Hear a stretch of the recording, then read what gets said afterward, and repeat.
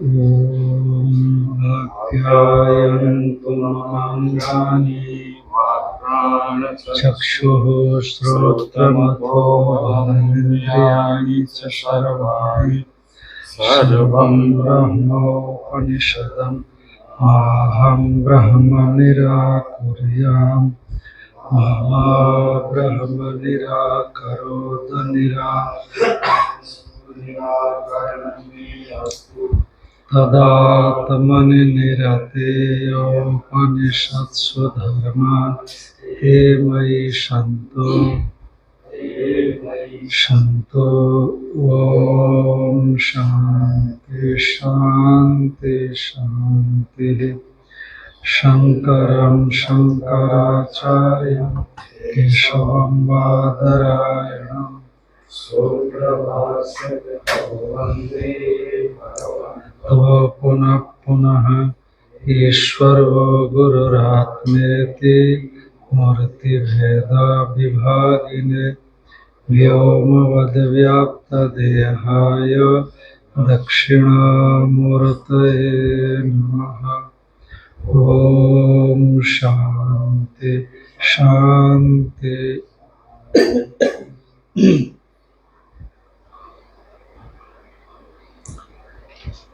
सामवेदीय छांदोग्य उपनिषद पर विचार चल रहा था। प्रजापति विद्या का 8वां अध्याय के अंतर्गत की प्रजापति विद्या का, तो इसमें आत्म तत्व की जो दुर्विज्ञता है उसको जो है प्रजापति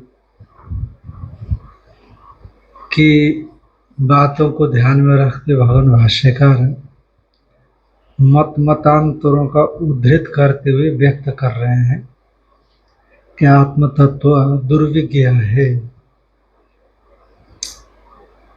तो यद्यपि एक रस है, सम है, सर्वगत है, व्यापक है,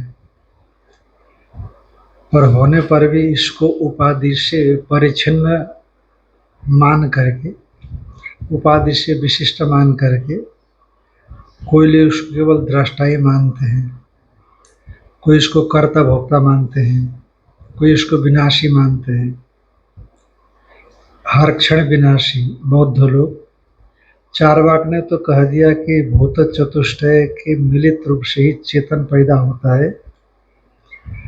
जैसे कथा और चूना से लाल पैदा होता है या अन्न सड़ाने से सूरा पैदा हो जाती है, तो उसी तरह से ये चेतन भी है।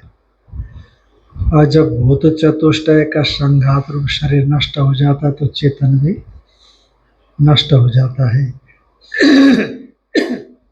ऐसे चार्वाकों ने कहा, और ठीक ही कहा। ठीक ही मतलब उनकी समझ है, क्योंकि आत्म तत्व अत्यंत दुरवगाही है, दुर्विज्ञ है, दुरवगम है। तो इसलिए विभिन्न प्रकार के मतांतर उपस्थित हो जाते हैं। तो वही बता रहे थे कि यद्यपि विरोचन महाप्राज्ञ होने पर भी प्रजापति ने तो आत्म तत्व को बताया और देह को आत्मा समझ बैठे। और फिर वैनाशिक लोग, जैसे इंद्र ने आत्म तत्व का आपातत विनाश देखा था, तो वैसे विनाश देखते हैं वो लोग भी। यद्यपि सांख्य लोग आत्मा को दृष्टा और देह से अतिरिक्त मानते हैं, पर ठीक ठीक पूरा का पूरा श्रुति प्रमाण को भी नहीं मानते। पूरा श्रुति प्रमाण को एको देव सर्वभूतेषु गूढ़ सर्वव्यापी सर्वभूतांतरात्मा सदैव सौम्यदमग्र आसीत् एकमेव द्वितीयम् न अन्यो अतो अस्ति दृष्टा श्रोता मंता विज्ञाता अतो अन्यदार्थम। ये तमाम श्रुतियों की उपेक्षा कर देते हैं और आत्मभेद मान लेते हैं। तो एक का तो जान लेने के बाद तत्र को मोह का शोका, ऐसा श्रुतियाँ बताती है अद्वितीयता का, पर व्यवहारिक जो भेद है उसी को क्या मान बैठे, सत्य मान बैठे, और उसी व्यवहारिक भेद को ही आत्मा भी वैसे व्यवहारिक भेद जैसा है। तो इसलिए मृत्यु विषय एवं अन्यत्र दर्शने तस्थु, उसी में स्थित हो गए, मृत्यु विषय में ही, तो अमरता को प्राप्त नहीं कर सके। और उसी तरह से तथा अन्य काणादादि दर्शना, जो कणादेन प्रोक्तम इति काणाद, कणाद महर्षि ने जिसको कहा उसको क्या बोलते हैं? काणाद बोलते हैं। कणाद महर्षि ने जिस दर्शन को बताया उसको काणाद आदि से कपिल को, गौतम को ले लेना, यानी वो नैयायिक वैशेषिक दर्शन हो जाएगा। तो इसीलिए काणादादि जो नैयायिक वैशेषिक दर्शन है जिनका, ऐसे जो उनके अनुयायी है, वैशेषिक दर्शन के अनुयायी और नैयायिक दर्शन के, न्याय दर्शन के अनुयायी नैयायी कहा, वो लोग कषाय रक्तम एवं वस्त्रम क्षारादि भी शोधयितुम प्रवृत्ता। जैसे हम लोगों के वस्त्र होते हैं, सफेद वस्त्रों को हम कषाय कर देते हैं, केरो करके लाल कर देते हैं, रंग करके लाल कर देते हैं। तो कषाय रक्तम वस्त्रम क्षारादि भी शोधयितुम इव प्रवृत्ता, लाल रंग से रंग गया सफेद वस्त्र और उसको क्षारादि, सर्फ जैसा ही उस समय कोई चीज रहती होगी, रीठा होता, रीठा था पहले, ज्यादातर रीठा हुआ करता था, तो उनके माध्यम से उस कषाय वस्त्र को वो लोग साफ करने में लग जाते हैं, आत्म तत्व को। का क्यों साफ करना पड़ा कषाय वस्त्र के समान? का पहले आत्मा में उस चीज को मान बैठे कि नवभि आत्मगुणैर युक्तम आत्मद्रव्यम, 9 आत्मा गुण, राग द्वेष सुख दुख धर्म अधर्म भावना प्रयत्न द्वेष, है ना, ये 9 गुण मानते हैं। हाँ, तो भावना 3 तरह की होती है, संस्कार 3 तरह के होते हैं। एक भावना है, एक स्थिति स्थापक है, और कुछ एक और अतिरिक्त है। तो उसमें भावना रूपी जो संस्कार है वो आत्मनिष्ठ है, आत्मा में रहती है, ऐसा बोलते हैं। तो इसलिए 9 गुण आत्मा में है, और इन 9 गुणों, मुक्ति दशा में 9 गुणों से भी रहित होता है आत्मा। इसलिए शोधयितुम प्रवृत्ता, पहले उसमें यथार्थ मानते हैं, फिर शुद्ध करने के लिए प्रयास करते हैं। पहले मान लिया ना, इसीलिए कषाय वस्त्रम शोधयितुम क्षारादि इव कहा। जैसे एक बार जब सफेद वस्त्र में आप कषाय इत्यादि रंग डाल देते हैं, एक बार रंग डाल देते हैं, तो कितना ही परिश्रम से आप साफ करो, सूती होगा तो कुछ न कुछ रह ही जाता है, टेलीकट पॉलिस्टर इत्यादि होगा तो साफ हो सकता है, पर सूती होगा तो, मतलब कहने का तात्पर्य कुछ न कुछ रह ही जाता है। यदि वहां मानोगे तो कुछ न कुछ रह सकता है। आपका क्या होगा महाराज, आप दूसरे के सिर पर ही दोष देख रहे हैं अपने में, कि हम तो मानते ही नहीं ना, हम तो मानते हैं कि कल्पना से वहाँ माने गए हैं, वास्तव में वहाँ है ही नहीं। और जो कल्पना का हेतु नष्ट हो जाएगा तो रहेगा ही नहीं हमारे यहाँ। कल्पना का हेतु उसको नष्ट करने वाला विवेक विज्ञान पैदा होने पर वो वहाँ रहेगा ही नहीं। तो ये हाँ, विज्ञानवादी के विषय में भी बता दिया, और चार्वाक के भी विषय में महाप्राज्ञ विरोचन करके बता दिया, और फिर सांख्यों के विषय में भी बता दिया, और यही आप योगियों के विषय में भी समझना। और न्यायिक वैशेषिक के विषय में बता दिया, तो मीमांसकों को बता रहे हैं। हमारे जो आस्तिक दर्शन और नास्तिक दर्शन में से मीमांसा दर्शन, जो आस्तिक दर्शन, वो क्या मानते हैं, तथा अन्य कर्मिणो बाह्य विषय अपरित चेतसु वेद प्रमाण अपि परमार्थ सत्यम आत्मैकत्वम विनाशम इव इंद्रवन मन्यमाना घटी यंत्रवद आरोह अवरोह प्रकारे अनिशम बभ्रमति। उसी तरह से अन्य कर्मी माने मीमांसक लोग, अन्य कर्मिण मीमांसका, ऐसा समझना, जो कर्मकांड को ही पुरुषार्थ का साधन मानते हैं।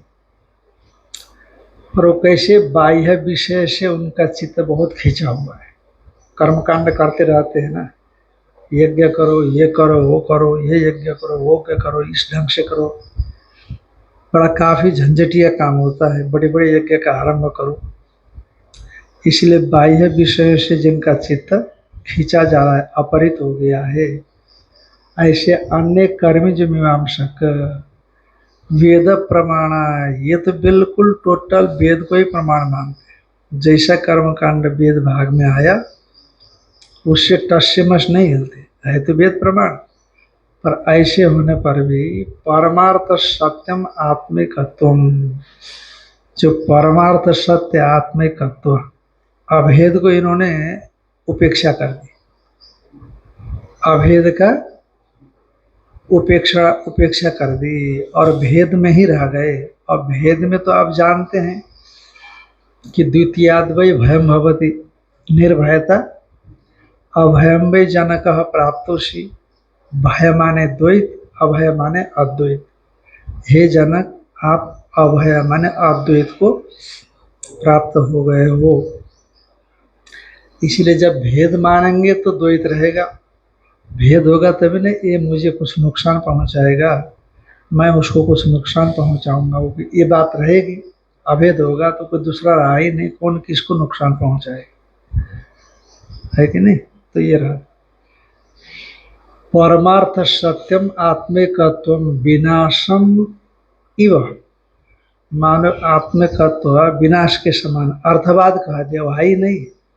अर्थवाद का मतलब यही है ना, आत्मिकत्व का बोध जीव को ब्रह्मरूप कहा करके अर्थवाद खूब प्रशंसा कर दिया, तो खूब कर्मकांड में बड़े प्रेम से लगा रहेगा, तो इसीलिए एक तरह से विनाश जैसा ही हो गया। आत्मिकत्व विनाशम एवं इंद्रवत मन्यमाना, इंद्र के समान मानते हुए। अब चूंकि आत्म तत्व में तो पहुंचेंगे नहीं, आत्म तत्व में तो पहुंचेंगे नहीं, क्योंकि यम यम वापी स्मरण भावम त्यजंत्यंते कलेवरम, जब आत्म तत्व के विषय में मरने से पहले कभी चिंतन किया ही नहीं, एकत्व के विषय में श्रवण मन ने ध्यान तो किया नहीं, तो ऐसी स्थिति में अंतिम में भाव द्वैत का ही तो आएगा, अद्वैत का तो आएगा नहीं, और फिर द्वैत को ही प्राप्त करेंगे। यहाँ जैसे छोटा बड़ा है, मान अपमान मिलते रहते हैं, उसी तरह से जहाँ भी जाएंगे वहाँ भी ये चीज़ छोड़ेगी नहीं। तो इसीलिए वो लोग घटी यंत्रवत, घटी यंत्र शायद ये घड़ी को ही बोलते होंगे, जैसे घूमती रहती है ना बराबर, जैसे 12 में से वो सुई चलती है मान लो थोड़ी देर के लिए, तो बस वहीं पहुंचती है, फिर घूमती रहती है, पूरा घूमते राउंड मारते रहते। उसी तरह से संसार में ही घूमते रहते, कभी यहाँ कभी वहाँ, कभी वहाँ कभी वहाँ। इससे उनको मुक्ति नहीं मिलती जब तक आत्मिकत्व विज्ञान की ओर अग्रसर नहीं होते। तो घटी यंत्रवत आरोह अवरोह प्रकार ही, आरोह अवरोह जो प्रकार है, आरोह का मतलब ऊपर चढ़ना, स्वर्ग को ऊपर ही मानते हैं, और अवरोह माने नीचे आना, अवरोहण, जीव का अवरोहण, छांदों में पीछे पढ़ चुके हैं आप, अनुशयी जीव का अवरोहण, और जो मृत जीव है, मतलब शरीर वाला मृत जीव, वो जीव का आरोहण। तो इसीलिए वो, हाँ, अवरोह प्रकारे, आरोह अवरोह प्रकार से अनिशम बभ्रमति, यंग लुक है, यंग लुक दो वचन होता है ना, बारंबार घूमते रहते, बारंबार भटकते रहते हैं, पुनः पुनः। जैसे यमराज जी ने कहा ना, नायम परलोक, हाँ, अस्ति इति मानी, यह लोक है परलोक नहीं है, ऐसे जो मानने वाले हैं, ऐसा अहंकार करने वाले हैं, पुनः पुनर्वशमापद्यते में, ऐसा बोलते हैं। एक बार नहीं, बार बार मेरे पास में आते, माने मर करके एक बार आए फिर चले गए, है ना। जितना प्रारब्ध यातना शरीर के लेकर के आए हैं, अथवा स्वर्ग का लेकर के आए हैं, अब यहाँ से गुजर जाएंगे तो फिर धरती में चले जाएंगे, फिर मर करके फिर आ जाएंगे। निर्णायक तो यमराज जी है ना, कैसे कैसे कर्म का क्या फल देना है, तो परमेश्वर ने यमराज जी को नियुक्त करके रखा है। किम अन्य क्षुद्र जंतवो विवेकहीना स्वभावत एव बहिर्विषय अपरित चेतस, फिर उनके विषय में तो कहना ही क्या है। इतने बड़े बड़े जो प्रकांड विद्वान है, शास्त्रार्थ महारथी है, अपने आप को किसी से कम नहीं समझते, अपने आप को बड़ा भारी विद्वान समझते हैं, तो ऐसे बहिर्विषय अपरित चेतस, जो, हाँ, जो अपने आप को इतना भारी प्रकांड विद्वान मानते हैं, उनकी तो ये हाल है। बभ्रमंती, बभ्रमती, बार बार दुनिया में भटकते रहते हैं, फिर कहीं मुतिक न्याय, फिर दूसरे जो क्षुद्र जंतु है, जिनको पता ही नहीं है, जिनको शास्त्र के विषय में, लोक परलोक के विषय में, ईश्वर के विषय में, आत्मनात्म के विषय में, विद्या विद्या के विषय में जिनको पता ही नहीं है, अथवा मनुष्यों में से, अथवा नीचे के जो क्षुद्र जंतु है, विवेकहीना, जिनको कोई विवेक ही नहीं, स्वभावत एवं बहिर्विषया परित चेतस, स्वाभाविक ही बाहर के विषयों ने अपने ओर खींच लिया है चित्त जिनका, माने बहिर्मुख प्रवृत्ति वाले, रूप रस गंध स्पर्श शब्द, सांसारिक विषयों में ही जिनका चित्त निरंतर लगा रहता है, धारावाहिकतांगतः। मैं कल एक पुस्तक पढ़ रहा था भक्ति रसायन का, भक्ति रसायन शास्त्र है ना, ये शायद मुझे लगता है जीव गोस्वामी जी का है कि किसी का है, या मधुसूदन सरस्वती जी का है, पता नहीं, भक्ति रसायन। तो द्रुतस्य भगवत धर्मा धारावाहिकतांगतः सर्वे से चित्तवृत्ति सा भक्तिरित्य विधि, भक्तिरित्य विधीयते, बड़ा सुंदर दिया है। द्रुतस्य माने पिघला हुआ अंतकरण, जैसे व्यक्ति रोता है पिघला हुआ रहता है, भावुक होता है तो पिघला हुआ रहता है, माने द्रुतस्य भगवत धर्मात्, भगवत धर्मों से, भगवत धर्म, भगवान को जिन धर्मों के जरिए पाया जाता है उनको कहते हैं भगवत धर्म। कायन वाचा मनसेन्द्रियर्वा इत्यादि, अथवा श्रवणम कीर्तनम विष्णु स्मरणम पाद सेवनम अर्चनम वंदनम दास्यम सख्यम आत्म निवेदनम, इन भगवत धर्मों से उनके पालन करते करते जिनके अंतकरण द्रुत हो गया है, माने पिघल गया है, पिघला नहीं है, उस भावना से भावित हो गया है, तो वो चित्त धारावाहिकतांगतः, चित्त का जो धारावाहिक स्वरूप में जाना, माना निरंतर उसी का चिंतन। तो धारावाहिक रूप से चित्त कहाँ गया है, कहते सर्वेशे चित्त वृत्ति सा, सर्वेश भगवान में जो चित्त वृत्ति है उसको क्या कहते हैं, भक्तिरित्य विधीयते। तो उसी तरह से जो संसारी जीव है, वो संसारी जीव का चित्त निरंतर कहाँ जाता है, बहिर्विषय में अपरित चित्त वाला है। इसके विषय अवलंबन अलग अलग है, कभी इस विषय में जाता है, कभी उस विषय में जाता है, कभी उस विषय में जाता है, पर भक्त का अवलंबन एक है। व्यवसायत्मिका बुद्धि रेके ह कुरुनंदन बहु शाखा अनंताश्च बुद्धयो अव्यवसायी नाम, जैसे वहां कहा। तो किम अन्य क्षुद्र जंतवो विवेकहीना स्वभावत एव बहिर्विषया परित चेतस, जिनका चित्त बाहर के विषयों ने खींच करके रखा हुआ है, निरंतर बाह्य विषयों को ही चिंतन करते रहते हैं, उसी में लगे रहते हैं, ऐसे विवेकहीन क्षुद्र जंतु के विषय में तो क्या कहना, जो स्वाभाविकता बनी हुई है।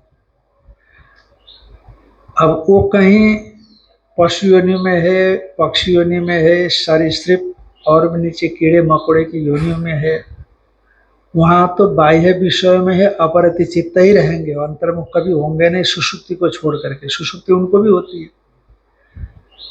बस वो नीचे से। भाद्रयार्य ने कहीं कहा है कि नीचे से जो आते हैं ना, वो भूखे रहते हैं। जो नीचे माने ये जो क्षुद्र जंतु बताया, ये जो नीचे से आते हैं, कीड़े मकोड़े पशु पक्षी होकर के आते हैं, क्योंकि उनको अपने से ही संबद्ध रहते हो, दूसरों के लिए नहीं होते हो, कतई अपना ही कैसे चले, बस इसी में अपने विषय में भी सोचते हैं, ये खाएं वो खाएं। तो वो यहाँ आकर के भी उसी प्रकृति वाले होते हैं। नरक से आए हुए जीव और स्वर्ग से आए हुए जीव का उन्होंने इस प्रकार से भेद किया। जो स्वर्ग से आए थे उन्होंने भोग देखा है, काफी अधिक मात्रा में उनको तृप्ति है, जो खाया पिया होगा, जो सुख सुविधा में रहा होगा, तो उसकी सोच थोड़ी अलग होती है। तो इसलिए स्वर्ग से आए हुए और नरक से आए हुए के लक्षण अपने जो नीति शतक किसी ने दिया है। शंकराचार्य जी के काल में घड़ी का आविष्कार नहीं हुआ होगा, घड़ा बनाने का कुम्हार का चार्ज से और ऐसा लेना जो घूमता रहता है, कैसे कैसे घूमेगा वो? घड़ा भी घूमता, कुम्हार का हाथ लगा रहता है, घड़ा उसके गोल गोल घूमता। हाँ, घड़ी तो नहीं रही होगी, ठीक कह रहे हैं आप। घड़ी कहाँ थी उस समय? और कोई समय सूचक कोई ऐसा रहा होगा, है ना, समय सूचक कुछ रहा होगा। अथवा जो आप कह रहे हो ना वैसा भी हो सकता है, कोई जो बराबर घूमता रहता है, कोई चिन्ह को लेकर के बराबर घूमता रहता है, ऐसा कोई होगा। हमको मतलब है कि जैसे मान लीजिए कि यहाँ से घूमना शुरू किया तो यहीं आता है, फिर घूमता है, फिर घूमता है, हमको इतना से मतलब है। हाँ, ऐसा है। हाँ, नीचे क्या लिखा है? घड़ों की तरह। अच्छा, घड़े घड़े चक्कर मारते होंगे जैसे आप कह रहे। तस्माद इदम त्यक्त सर्व बाह्य शरणै अनन्य शरणै परमहंस परिव्राजकै अत्याश्रमी भी वेदांत विज्ञान परे वेदनीयम पूज्यतमय प्राजापत्यम क्षेमम संप्रदायम अनुसरद्भि उपनिबद्धम प्रकरण चतुष्टयेन। ये तृतीया का बहुवचन को सब इकट्ठा कर लेना। जैसे त्यक्त सर्व बाह्य शरणै ही अनन्य शरणै ही परमहंस परिव्राजकै ही अत्याश्रमी भी वेदांत विज्ञान परै ही पूज्यतमै ही संप्रदायम अनुसरत भी। इनके द्वारा जो इदम वेदनियम प्राजापत्यम क्षेमम, ये द्वितीया के एक वचन है। यह जो वेदनीय जानने योग्य क्या है? प्राजापत्यम, प्रजापतिना प्रोक्तम इति प्राजापत्यम। अभी तक प्राजापत्य शब्द विरोचन इंद्र के लिए आया, विरोचन के लिए आया, पीछे आया था विरोचनो महाप्राज्ञ प्राजापत्योपी, है कि नहीं? और देवता और असुर के लिए भी प्राजापत्य शब्द आया। ये तद्धित में प्रत्यय होते हैं, कई अर्थ में होते हैं। तद्धित में प्रत्यय होते हैं भिन्न भिन्न प्रकार के अर्थों में। इसीलिए प्रजापत्य है अपत्यानि इति प्राजापत्या, प्रजापति की संतान, वो प्राजापत्य कहलाएंगे। प्रजापति न प्रोक्तम प्राजापत्यम, ये उपदेश ज्ञान हो जाएगा। इसलिए तस्माद् इदम प्राजापत्यम तत्व ज्ञानम आत्मज्ञानम, जो कि वेदनीयम, अत्यंत वेदनीय है, जानने योग्य है। वेदितुम योग्यम, जानने योग्य है। किनके द्वारा? कहते इनके द्वारा ही जानने योग्य है। देखना, दूसरे के द्वारा ये जानने योग्य नहीं है। त्यक्त सर्व बाह्य शरणै ही, जिन्होंने बाहर की ऐषणाओं को पूरी तरह से, पुत्रेषणा वित्तेषणा लोकेषणा को जिसने त्याग दिया है, इच्छाओं को त्याग दिया है। जब बाह्य विषयक इच्छाओं को त्याग दिया तो बाह्य विषय एक तरह से त्यक्त ही हुए, और अनन्य शरण ही, केवल भगवान की ही शरण में है वो। वासुदेव सर्वमिति समात्मा सुदुर्लभ, मैं ही वासुदेव हूँ और मैं सर्वत्र विराजमान हूँ, और वासुदेव मेरे में है और मैं वासुदेव में हूँ। वासुदेव से अतिरिक्त और कुछ है ही नहीं। तो इस प्रकार के अनन्य शरण कौन हो सकते हैं? कहते परमहंस परिव्राजक ही, जो परमहंस है, परिव्राजक है, जिन्होंने सब कुछ छोड़ दिया। और कोई बाहर से भी छोड़ता है, मन से तो सभी को छोड़ना है। चाहे ऋषि महर्षि जो गृहस्थ रूप में दिखाई पड़ते हैं, वो भी मन से त्यक्त है, त्याग कर दिए हैं, और ऐषाओं का उन्होंने भी त्याग किया हुआ है। और परिवंश परिव्राजक बाहर भीतर दोनों ओर से छोड़ देता है। और अत्याश्रमी भी, और विशेष करके जो है ना, अत्याश्रमी सभी आश्रमों का अतिक्रमण करके, संन्यास आश्रम को अत्याश्रमी बोलते हैं, पर आश्रम तो हो गया वो। संन्यास आश्रम में भी आश्रम, संन्यास आश्रम भी आश्रम तो हो गया। तो सन्यासी को अभी आपने कहा परमहंस परिव्राजक तो सन्यासी है, और फिर अत्याश्रमी भी आश्रमों का, जिन्होंने आश्रमित्व का त्याग कर दिया, तो माने आश्रमित्व का अभिमान का भी उसने त्याग कर दिया। तो आश्रमित्व का अभिमान का त्याग कर दिया, तो जैसे गृहस्थाभिमान का त्याग कर दिया है, तो उसे आश्रमित्व अभिमान का त्याग कर दिया। तो ऐसा व्यक्ति के द्वारा वेदांत विज्ञान परे ही, जो वेदांत विज्ञान में निरंतर परायण है। जैसे कोई पति परायणा होती है, कोई कोई पत्नी परायण भी हो जाता है, कोई ईश्वर परायण होता है, कोई धनी के परायण होता है, पर ये कैसा परायण है? वेदांत विज्ञान परे ही, जो वेदांत विज्ञान में निरंतर लगा हुआ है। ऐसे पूज्यतम ही, वो पूजा के योग्य है। जो जिनकी पूजा होती है वो पूज्य तो है ही। तो पूज्य, पूज्यतर, पूज्यतम, ध्यान में आएगी नहीं? ये सबसे ऊपर का है। क्या है? सबसे ऊपर का है पूज्य, पूज्यतर, पूज्यतम। ये सुपरलेटिव डिग्री है। Good, better, best, worst, worst. प्राजापत्यम चेमम संप्रदाय अनुसरद भी उपनिबद्धम। देखो, संप्रदाय का, संप्रदाय इसलिए जरूरत है, आज तो सांप्रदायिक सांप्रदायिक बोलते हैं। सम्यक प्रदीयते इति संप्रदाय, अच्छी तरह से परंपरागत ज्ञान को जो आगे बढ़ाया जाए उसको संप्रदाय कहते हैं। ऐसे संप्रदायम वेत्तीति संप्रदाय विद, ते संप्रदाय विद, विदः तै संप्रदाय विद भी। ऐसे संप्रदाय का अनुसरण करने वाले लोगों के द्वारा उपनिबद्धम, ये जो वेदनीय प्राजापत्य तत्व ज्ञान, इस तत्व ज्ञान का व्याख्यान किया गया है। किनके द्वारा? प्रकरण चतुष्टय ना, ये 4 प्रकरणों के द्वारा।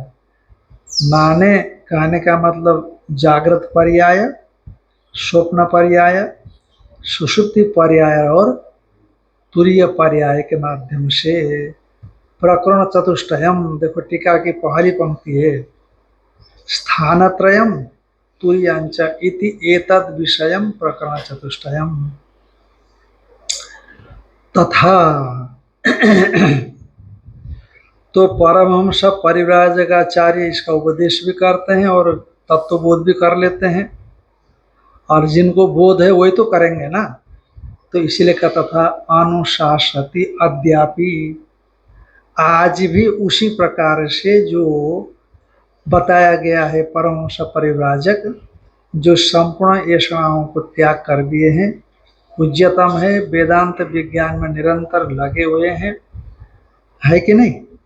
और ऐसे जो अत्याश्रमी, ऐसे अधिकारी पुरुष, वे अधिकारी पुरुष ही ते एव परमहंसा अधिकारी, अधिकारिणः पुरुषा, वही जो परमहंस अधिकारी पुरुष, वही अनुशासति नान्या, वही अनुशासन करता है, दूसरा अनुशासन नहीं करता।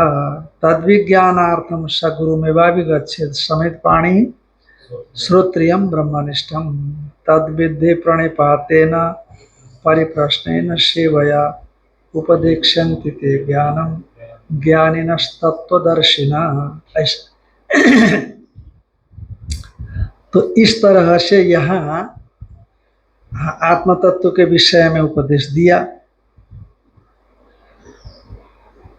अब आगे इसी में जो अशरीरत्व है, तो अशरीरत्व में दृष्टांत बता रहे हैं। इसीलिए टीकाकार लिखते हैं सशरीरस्य बंधो, जो शरीर में आत्माभिमान रखने वाला है, शरीर में आत्मबुद्धि मैं ऐसी भावना वाला है, उसको बंधन हो जाता है, वो संसारी ही रहेगा, शरीरी ही रहेगा, ये कह दिया। और मुक्ति अशरीरस्य इति स्थिते, और जिसने शरीर में तादात्म्याभिमान का त्याग कर दिया, जो तादात्म्याभिमान से शून्य है, जिसने ठीक ढंग से शरीर को मिथ्या सिद्ध किया है, कल्पित बोध वेदांत विज्ञान से हो गया है, उसकी मुक्ति इति स्थिते, मुक्ति है ये स्थित होने पर। किमर्थम अशरीरो वायु इत्यादि वाक्यम, आगे का जो प्रकरण दूसरे मंत्र से उठा रहे हैं, उस प्रकरण का किस लिए उठा रहे हैं,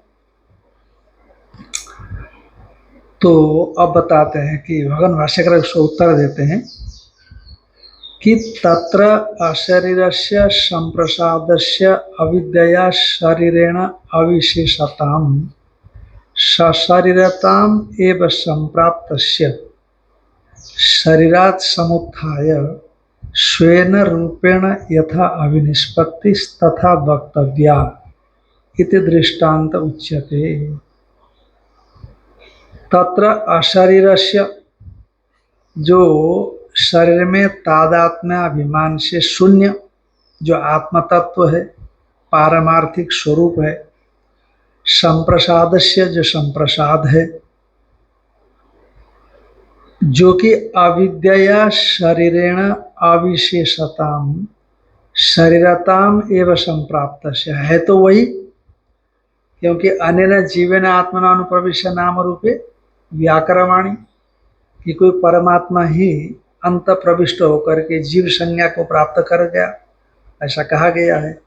इसीलिए है तो अशरीरी ही, जब शरीरता को प्राप्त है तब भी वो कैसा है, अशरीरी है। तो जो अशरीर है, न विद्यते शरीरम तादात्म्यभानम, हाँ, स्वस्मिन् शरीरे इति अशरीर आत्म तत्व, ऐसे जो संप्रसाद है उसका अविद्या शरीरेण अविशेषतां शरीरताम एवं संप्राप्त। ये अविद्या कहाँ से आई समझ में नहीं आया, है कि नहीं। पूरा का पूरा योग वासिष्ठ पढ़ डालो, उपनिषदें पढ़ो पढ़ाओ,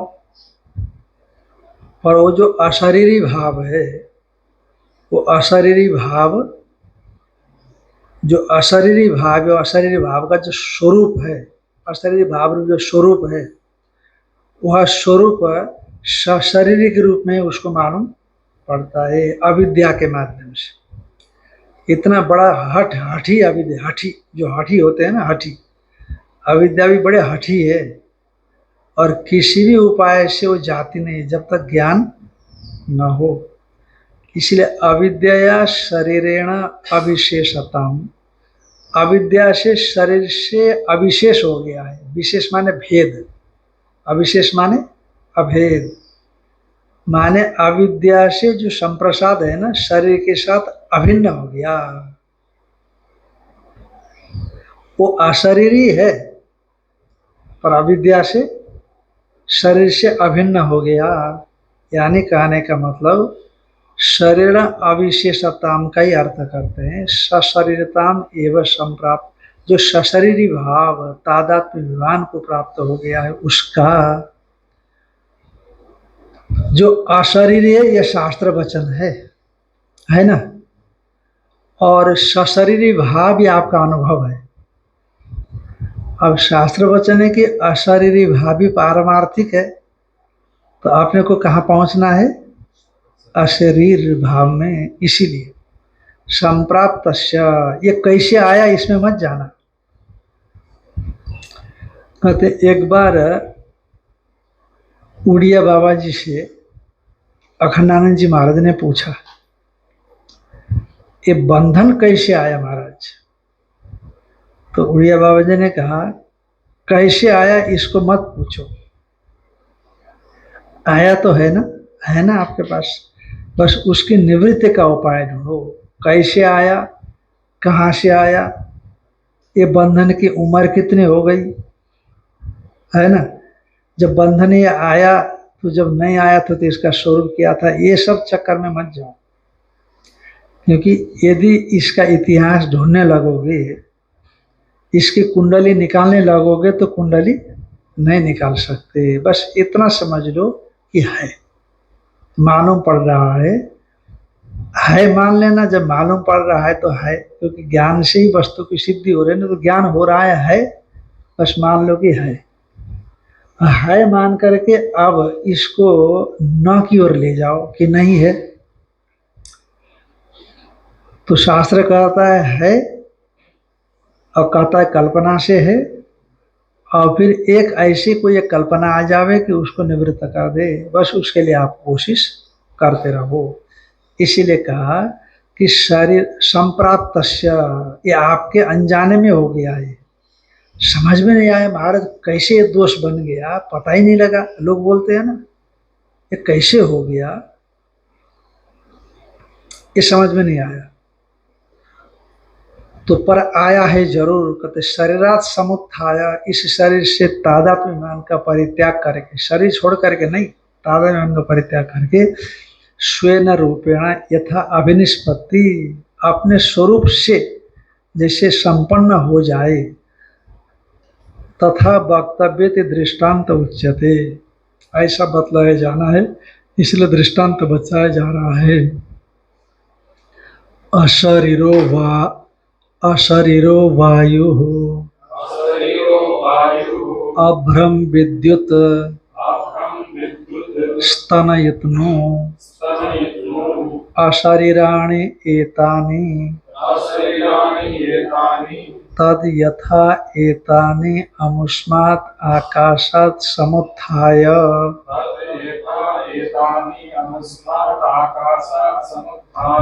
परम ज्योतिरुपसंपद्य स्वेन रूपेण अभिनिष्पद्यते निष्पद्यन्ते। एवं आगे आएगा वो, ये दृष्टांत बताएंगे, बताया ना, तो ये दृष्टांत बता दिया कि जैसे ये अविनिष्पन्न होते हैं, एवं उसी तरह से ये जीवात्मा भी स्वरूप संपन्न हो जाता है, ये दृष्टांत में बताया जाना है।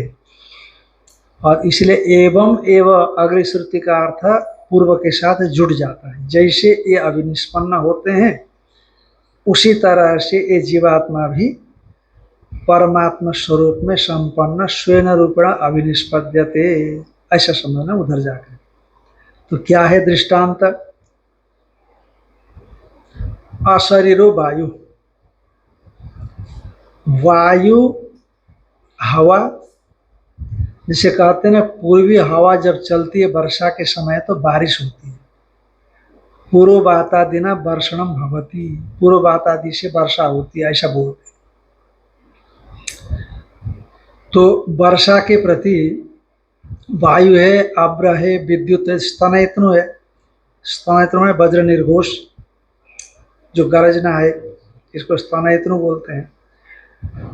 तो वायु अभ्र, अभ्र माने अविभर्ती थी, अभ्रम, जो जल को धारण करे, जो जल को धारण करे उसको कहते हैं अभ्र। और विद्युत, तो विद्युत चमकती है, विद्युत आकाश में चमकती है। हाँ, जो आकाश में चमकती है कैसे, जैसे लताएं होती है ना, लता पेड़ में जैसे टेढ़ी मेढ़ी होकर के जाती है, उस तरह से विद्युत माने ज्योतिर्लता, भगवान भाष्य करते हैं ज्योति लता है वो। ये सामान्य हरियाली हरी लता नहीं है, वो प्रकाश रूप लता, ज्योतिर्लता। तो विद्युत चमकते जब वर्षा होती है। तो ये सब अशरीर है, चाहे वायु हो शरीर नहीं दिखता, अभ्र हो शरीर नहीं दिखता, विद्युत हो शरीर नहीं दिखता, स्तनयत्न हो वो भी शरीर नहीं दिखता, अशरीर है। अशरीराणी एतानि, कब कब वायु, तो चलो वायु का शरीर नहीं दिखता है, अथवा आप कह सकते हो कि जब वायु चलती है वो उसका शरीर है। अभ्र ने जब जल धारण करके बादल आकाश में आता है तो शरीर दिखता है उसका भी। जब विद्युत चमकती है तो शरीर है, और स्तनयतन वज्र निर्घोष होता है तब भी शरीर दिखता है उसका, वो शरीर ही उसका जो आवाज है। तो इनको अशरीराणी कैसे कहते हो? कहा भैया जब वर्षा काल का, वर्षा काल में होने वाला वर्षण रूप प्रयोजन सिद्ध होने के बाद ये वायु है, अभ्र है, विद्युत है, स्तनयत्न है, वो आकाश में जाकर के लीन हो जाते। आकाश में ही दिखाई पड़ रहे थे और आकाश में अब नहीं दिखाई पड़ते। शरद आता है कि नहीं, शरद, उसके बाद शिशिर शुरू होता है, वर्षा के बाद शरद, शरद के बाद शिशिर, शिशिर के बाद हेमंत, उसके बाद ग्रीष्म आया ना, बसंत के बाद ग्रीष्म आएगा, ग्रीष्म में, ग्रीष्म के बाद वर्षा, ऐसा होता है। तो इसके बाद शरद ऋतु आती है ना, शरद ऋतु आता है, तो शरद ऋतु में आकाश निर्मल होता है। तदोडुराज ककुभ करे मुखम प्राच्या विलिम्पन नरुणे न संतम सचर्षणेन मुदगच्छुजो मृजन प्रिय प्रियाय इव दीर्घ दर्शना। तो आकाश में चाँद प्रकाशित हो जाता है, शरद पूर्णिमा की चंद्रमा जिस दिन रास हुआ था भगवान का, ऐसा माना जाता है। तो उसमें वर्षादि प्रयोजन संपन्न होने के बाद ये जो चार चीज बताई गई आकाश में ही दिखते थे और आकाश में ही लीन हो गए। तो जब वर्षादि प्रयोजन सिद्ध होने के बाद आकाश में लीन हो गए तो आकाश अतिरिक्त तो कुछ दिखाई नहीं पड़ते, मैंने दृष्टांत ऐसा है। और जब वर्षादि प्रयोजन का आरंभ करना होता है, वर्षादि, अब वो कैसे हो गए, स्वयं रूपेण संपन्न नहीं हुए। जब वर्षादि प्रयोजन सिद्ध होने के बाद शरद काल आते आते आकाश रूपी हो गए वो, ठीक है, अशरीरी हो गए। तो वहाँ अशरीरी का ऐसा ले लेना, आकाश या अतिरिक्त नहीं दिखाई पड़ते, सब जगह केवल आकाश ही मालूम पड़ता है, जैसा भी मालूम पड़ता है। जब वर्षादि प्रयोजन का आरंभ होता है, यानी उससे पहले, वर्षादि प्रयोजन के आरंभ से पहले ग्रीष्मक माने ग्रीष्मकालीन, गर्मीकालीन जो आदित्य है, उस आदित्य के अभिताप से, आदित्य के अभिताप से ये चारों ही प्रकट होते हैं। तो वायु अब स्तिमित भाव में था, शांत भाव में था, तो अब वर्षादि प्रयोजन आने के बाद वायु अपने स्वरूप से संपन्न होता है, स्वयं रूपेण अभिनिष्पद्यते। और उसी तरह से विद्युत अपने स्वरूप में आ जाती है, उसी तरह से स्तनयतन अपने स्वरूप में आ जाता है, उसी तरह से मानसून तैयार हो गया ना, गर्मी की वजह से बाद में मानसून आ गया। तो सूर्य के अभिताप से, ग्रैष्मेयक सूर्य के अभिताप से तो अभ्र भी तैयार हो गया कि नहीं। तो वायु अपने स्वयं निरूपण अभिनिष्पन्न हो गया, अभ्र स्वयं निरूपण अभिनिष्पन्न हो गया, विद्युत अपने स्वयं निरूपण अभिनिष्पन्न हो गया, स्तनयत्न अपने स्वयं निरूपण। तो ये इस प्रकार का दृष्टांत है। तो उसी तरह से जब ये जीवात्मा अपने जो ऐषणात्रय का परित्याग करके नित्य वेदांत विज्ञान पारायण हो जाता है, तो उसी तरह से यह भी अशरीरी आत्मभाव स्वयं रूपेण संपन्न हो जाता है। ये इतने में दृष्टांत है, भाष्य देखेंगे तो थोड़ा स्पष्ट होगा। अशरीरो वायु, हाँ, तो अशरीरो वायु, अशरीर वायु है, अभ्र भी अशरीर है, विद्युत भी अशरीर है, स्तनेत्र में अशरीर है, अशरीराणी एतानि सर्वाणी, ये सब अशरीरी है। तथा तद यथा एतानि अमुष्मत् आकाशात् समुत्थाय, जिस तरह से ये सब उस आकाश से, उस अमुष्मत्, देखो अदर शब्द है, अदशस्तु विप्रकृष्टे, ऐसा कहा कि नहीं। अमुष्मत् आकाशात्, उस आकाश से, श्रुति कह रही है, श्रुति तो है ना, श्रुति वाक्य है, उस आकाश से समुत्थाय, उस आकाश से प्रकट होते हैं। माने कोई पहले यही समझना कि पहले अशरीरी थे ना, आकाश रूपी थे।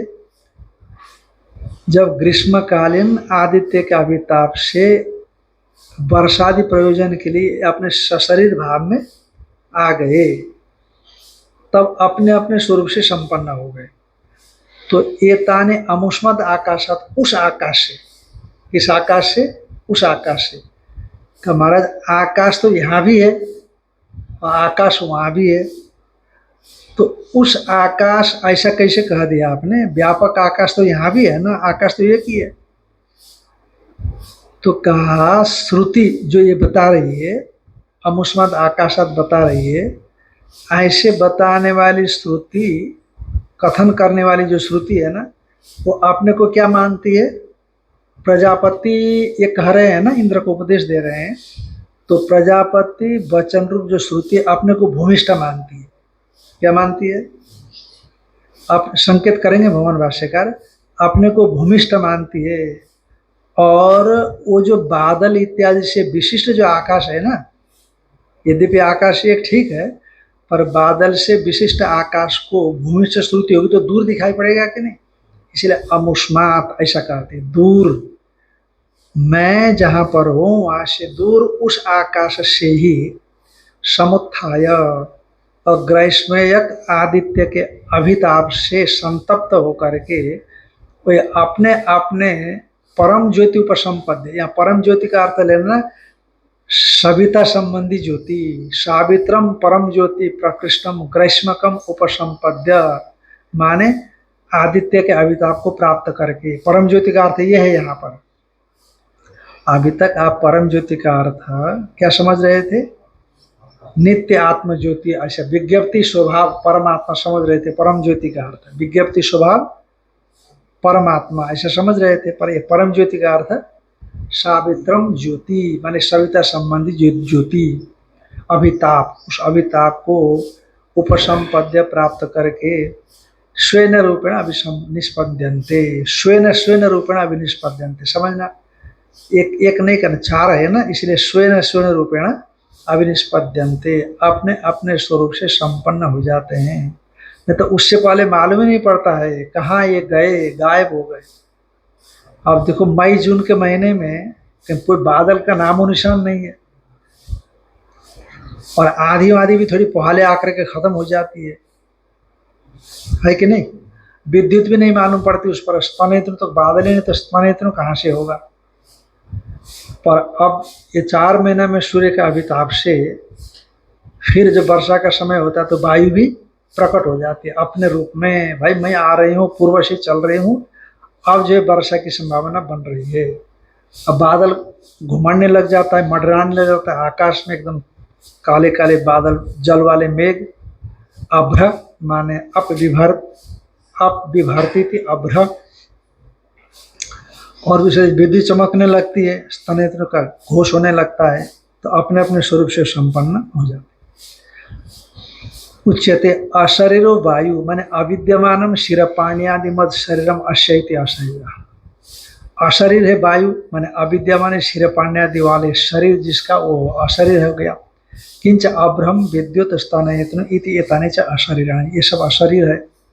तत्र एवं सती वर्षादि प्रयोजन वर्षाने, वर्षादि के प्रयोजन के सिद्ध होने पर, वर्षादि प्रयोजन सिद्ध होने पर एवं सती माने अशरीर हो जाते हैं। शरद काल आ गया ना, वर्षा के बाद शरद, तो वर्षादि प्रयोजन सिद्ध होने के बाद तत्र एवं सती माने अशरीर भाव को प्राप्त होने पर, तो यथा अमुष्मात इति भूमिष्ठा श्रुति, तो अशरीर भाव को प्राप्त हो गए तो अब शरीर भाव में लाना है ना उनको। तो अब वो बीच की जो काल खंड है निकल गया, तो निकलने के बाद अब जो है फिर इनको सशरीर भाव में लाना है।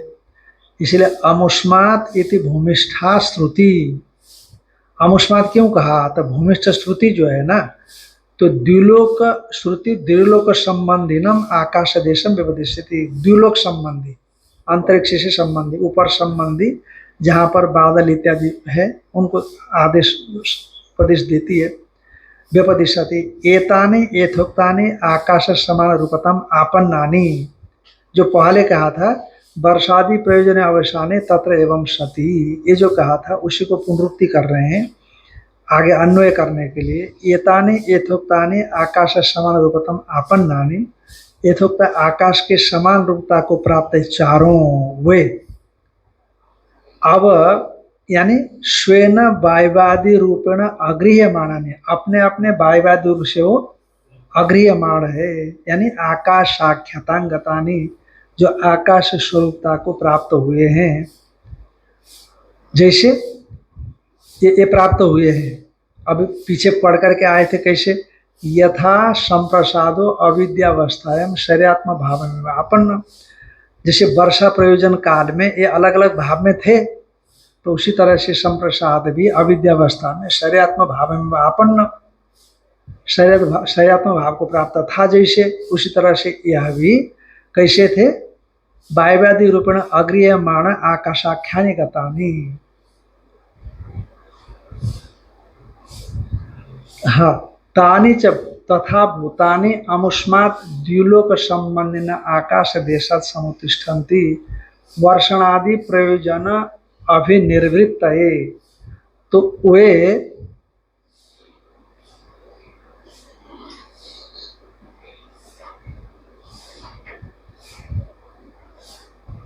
कहने का मतलब क्या हुआ ना, जैसे वायवादी वर्षादि प्रयोजन निर्वृत्त होने के बाद आकाश रूपता को प्राप्त कर गए कि नहीं, तो उसी तरह से ये जो संप्रसाद है, आत्मा है, यह भी वो अपने रूप में नहीं आया।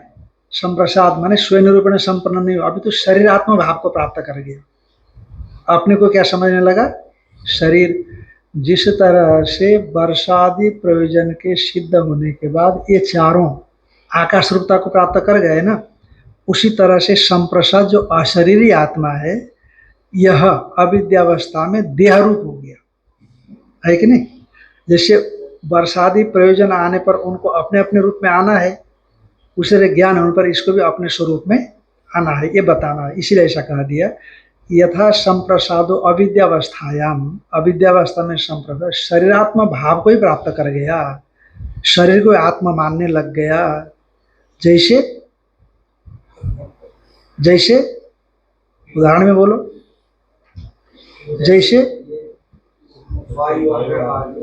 जैसे आकाश रूप को प्राप्त हो गए वर्षा प्रयोजन सिद्ध होने के बाद, उसी तरह से यह भी अविद्यावस्था में शरीर रूप वाला हो गया, अविद्या है ही शरीर रूप हो गया।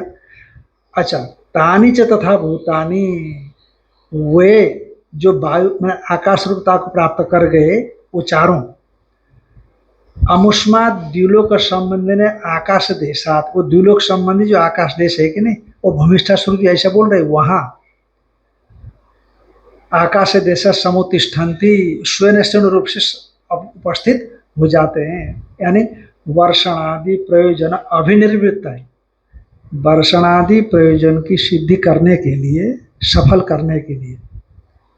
कथम शिशिर अपाए, शिशिर माने माघ फागुन, माघ और फाल्गुन को शिशिर बोलते हैं। शिशिर अपाए, शिशिर ऋतु के जाने के बाद सावित्रम परम ज्योति प्रकृष्टम ग्रीष्मकम उपसंपद्य, वो जो आकाश है सावित्र, जिसमें ये चारों पड़े हुए हैं, सावित्र परम ज्योति प्रकृष्टम, जो प्रकृष्ट है, दीप्त है, ग्रीष्मक है, ग्रीष्मकालीन, उसको प्राप्त करके, माने सावित्रम अभितापम प्राप्त, सविता संबंधी प्रकाश को प्राप्त करके, तेज को प्राप्त करके, उष्णता को प्राप्त करके, माने इसको स्पर्श करते हैं। आदित्य अभितापेन पृथक भावम आपादिता संत, आदित्य के अभिताप से पृथक भाव को प्राप्त करते हुए स्वेन स्वेन रूपेण, यानी पूर्व बातादि वायु रूपेण, अब वायु जो है पूर्व बातादि वायु रूप से संपन्न हो गया, पूर्वी ओर से हवा चलने लगेगी वर्षा का समय आने के समय। स्तिमित भावम हित्वा, और जो भाव पहले कैसा वायु से स्तिमित भाव में था, निविड़ था, घनीभूत था, सम्य था, तो वो स्तिमित भाव को छोड़ करके, शांत भाव में था, उसको छोड़ करके, और अभ्रमपि, अभ्र भी पहले स्तिमित ही था, तो भूमि पर्वत हस्त्यादि रूपेण, और कभी भूमि के रूप में, कभी पर्वत के रूप में, कभी हस्त्यादि के रूप में ऐसा दिखाई पड़ने लग जाता है। और विद्युत अपि, अब विद्युत पहले भी स्तिमित थी, आकाश रूपी थी, तो अब स्वेन ज्योतिर्लतादि चपल रूपेण, हाँ, ज्योति लतादि चपल, बड़ा चंचल रूप में है, कैसा एक सेकंड में चमक करके गायब हो जाती है, एक दो सेकंड से ज्यादा भी नहीं लगता, एकदम चमकी और चपल, अत्यंत चंचल, चपल रूपेण, वो संपन्न, स्वयं रूपेण संपन्न हो जाती है विद्युत, यही तो विद्युत है ना।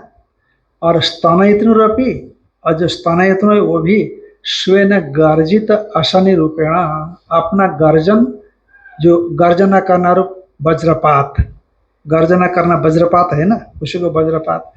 इति एवं प्रावृड आगमे, प्रावृड माने वर्षा, वर्षा आगमे स्वेन रूपेण अभिनिष्पद्यन्ते, अपने अपने रूप से वो संपन्न हो जाते हैं।